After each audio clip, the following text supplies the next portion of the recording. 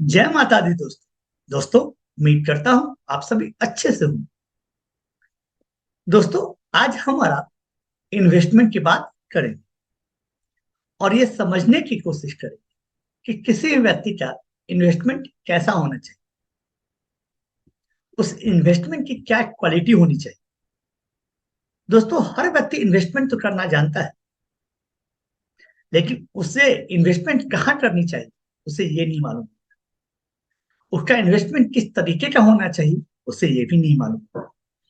वो बस यार टीवी देखकर या न्यूज़पेपर पढ़कर, कोई मैगजीन पढ़कर, किसी के बातों में आकर इन्वेस्टमेंट तो करता है, लेकिन उसे ये मालूम नहीं होता कि क्या उसका इन्वेस्टमेंट उसके बुरे समय पर साथ देगा या नहीं देगा।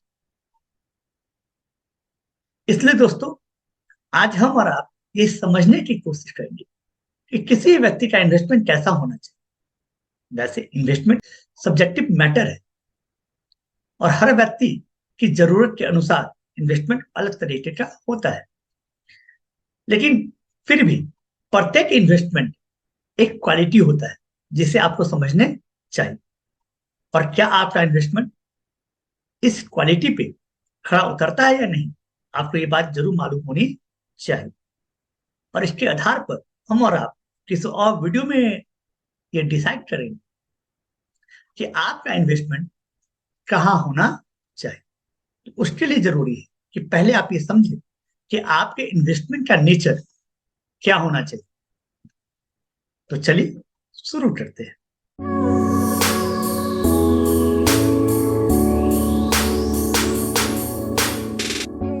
देखिए दोस्तों, आपके इन्वेस्टमेंट में क्या क्वालिटीज होनी चाहिए। पहले, आपका इन्वेस्टमेंट हमेशा आपके कंट्रोल में होना चाहिए। इसका मतलब कि आपके पैसे हमेशा आपके पास अवेलेबल हो।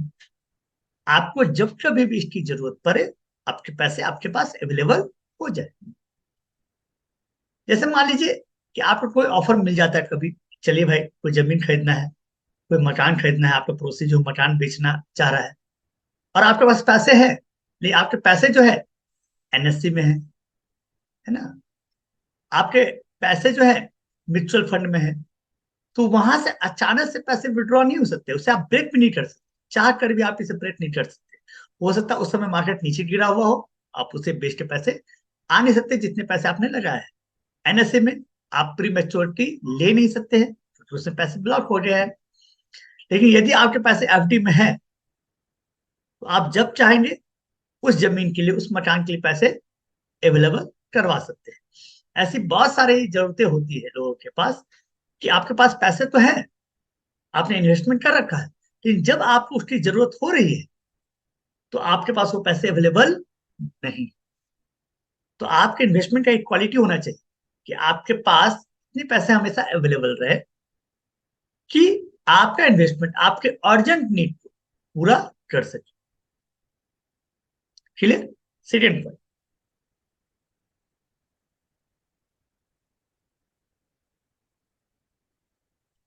आपके इन्वेस्टमेंट का अमाउंट कमिटेड नहीं रहे।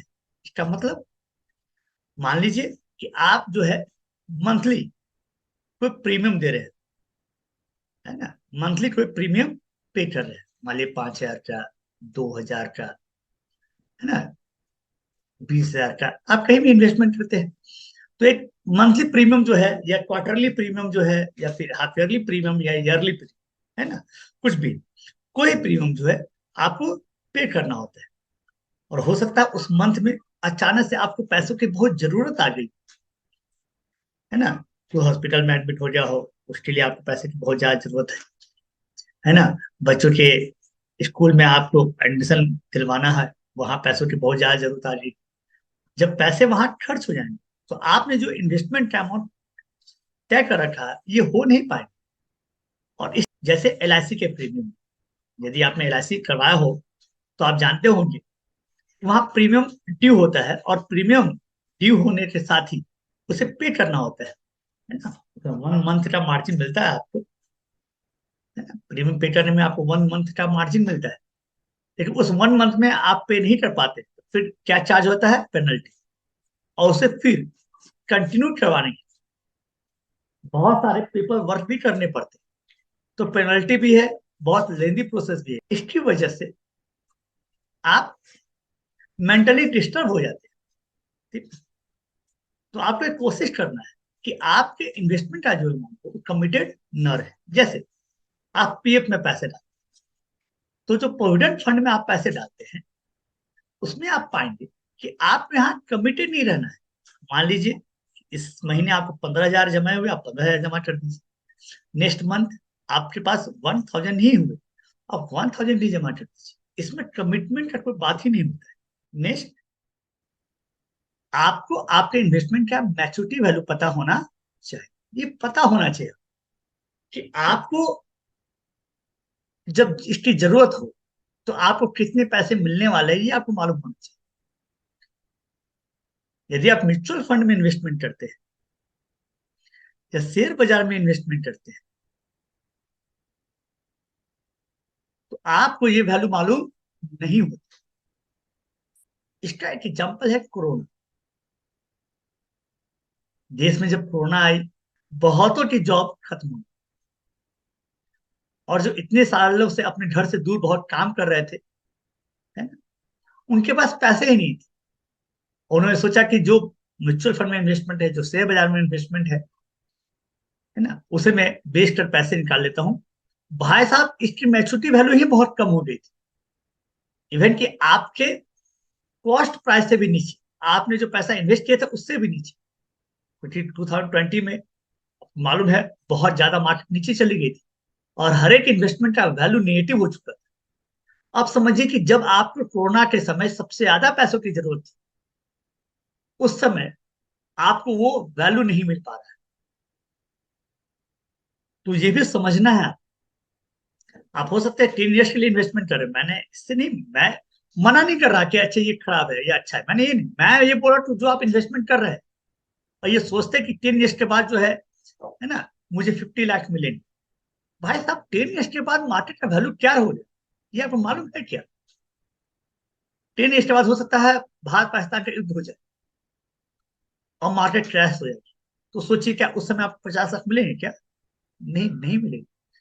तो आपको इन्वेस्टमेंट इस तरीके का होना चाहिए, कुछ मैच्योरिटी वैल्यू आपको कंफर्म होना चाहिए कि मुझे इतना मिलना है चाहे जो भी सिचुएशन आए।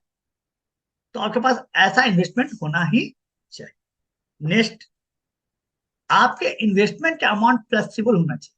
फ्लेक्सिबल होने का मतलब, कोई व्यक्ति एकदम से सर्टेन नहीं हो सकता है कि मुझे हर महीने 5,000 रुपए ही बचे या मुझे हर महीने जो है 10,000 रुपए ही बचे। ये हमेशा फ्लेक्सिबल होता है। आपके जनरली मान लीजिए आप 5,000 सोचते हैं, 5,000 बचेंगे, हो सकता है किसी महीने में 4,000 बचे, किसी महीने 2,000 बचे, बचे नहीं, किसी महीने में 10,000 बच गए, ऐसा होता है। तो इसके इन्वेस्टमेंट के लिए आपको तैयार होना कि यदि ऐसा हो गया तो आपके पास कौन सा इन्वेस्टमेंट है जिसमें ज्यादा पैसे होंगे तो क्या करेंगे, कम पैसे हुए तो क्या करें। तो ये बात आपको समझनी है ना?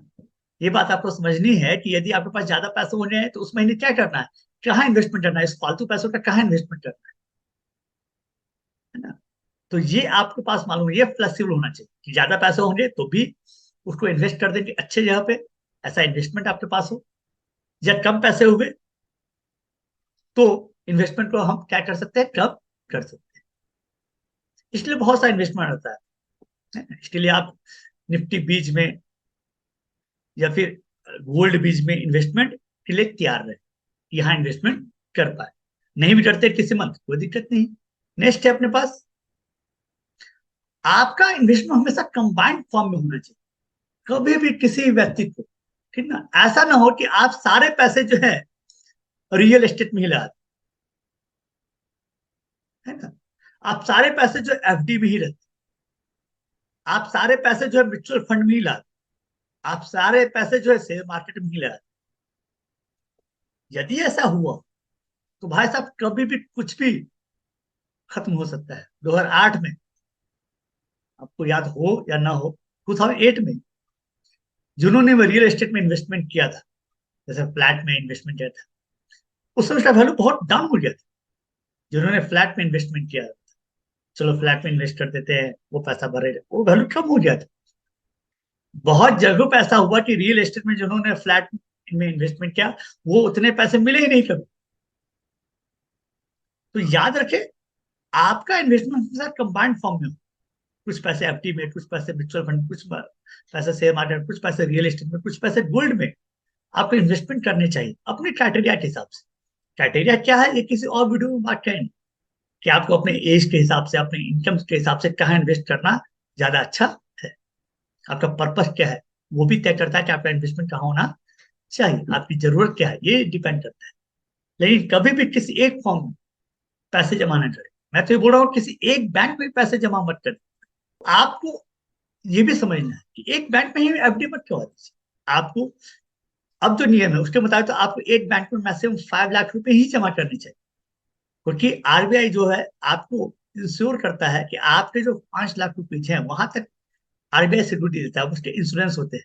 5 लाख तक एक किसी एक अकाउंट में डूबा है, 5 लाख आपको मिलने ही मिलने हैं। 5 लाख किसी एक बैंक में और 3 लाख बचे हुए किसी दूसरे बैंक में आप जमा करें। तो इससे क्या हुआ, पूरे पैसे क्या हो जाए, सिक्योर हो जाए।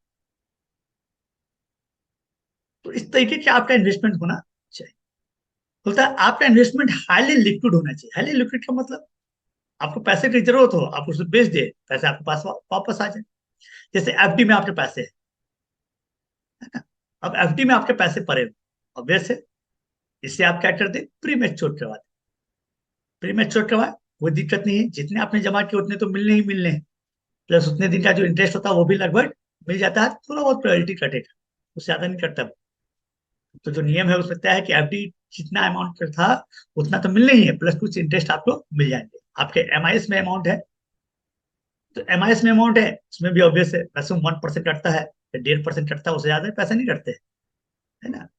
वहां से पैसे आपको वापस आ जाएंगे जब चाहेंगे तब, है ना। आपके शेयर बाजार में पैसे लगे हुए, शेयर में पैसे लगे हुए, बहुत सारा शेयर आपने खरीदा उसे बेच दीजिए। बेचेंगे T+2 या T+3, 3 दिन में पैसे आपके पास वापस। लेकिन यदि आपने रियल एस्टेट में ही सारा पैसा लाया हुआ है और आपको अचानक से पैसों की जरूरत पड़ेगी, तो आप ये मत सोचिए कि आपको पैसे तुरंत मिल जाए। फिर भाई साहब इसे बेचने में बहुत सर का दर्द है। ये आपको अचानक से पैसे नहीं देंगे, आपको दिखेगा कि मेरा जो फ्लैट का वैल्यू, मेरी जमीन का वैल्यू इतना है, क्या एक दिन में वो पैसे वैल्यू मिल जाएगा आपको। और आप अचानक से बेचने जाएंगे, वैल्यू अचानक से स्टैबिलिटी गिर जाएगी। कोई भी जमीन आप अचानक से बोले कि मुझे कल बेच देना, तो यदि आपका घर का वैल्यू 50 लाख है, कोई उसके 30 लाख देंगे, कोई उसको 40 लाख देंगे, उससे ज्यादा नहीं देंगे। बहुत तेजी से गिर जाता है। तो एक लिक्विड होना चाहिए कि जब चाहूंगा मैं उसे बेच दूं। तो आपके इन्वेस्टमेंट में ये क्वालिटीज होनी ही चाहिए। यदि ये क्वालिटीज नहीं है तो आपका इन्वेस्टमेंट आपके बुरे समय पे आपका साथ नहीं देगा, ये बात समझ लीजिए। और आदमी इन्वेस्टमेंट अपने बुरे समय के लिए करता है। अच्छा समय जब तक है तब तो आपको इन्वेस्टमेंट क्या सोचने की जरूरत ही नहीं, उसके पैसे लेने की जरूरत ही नहीं। आप सोच के देखिए, आपका अच्छा समय चलता रहे तो आपको इन्वेस्टमेंट के पैसे चाहिए क्या, नहीं। जब बुरे समय आएंगे आपको तो आपको इन्वेस्टमेंट का पैसा चाहिए। तो इसलिए अपने इन्वेस्टमेंट को बहुत सोच समझ कर, है ना, डिसाइड करना है कि कहाँ इन्वेस्टमेंट।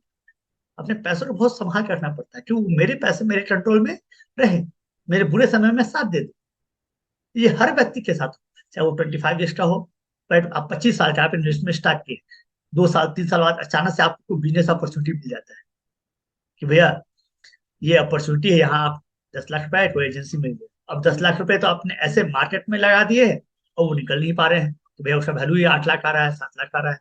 सोच लिया आप। तो कुछ पैसे कहीं और लगाए, कुछ पैसे कहीं और लगाए, डिफरेंट डिफरेंट इंस्ट्रूमेंट में आपको पैसे लगाना चाहिए।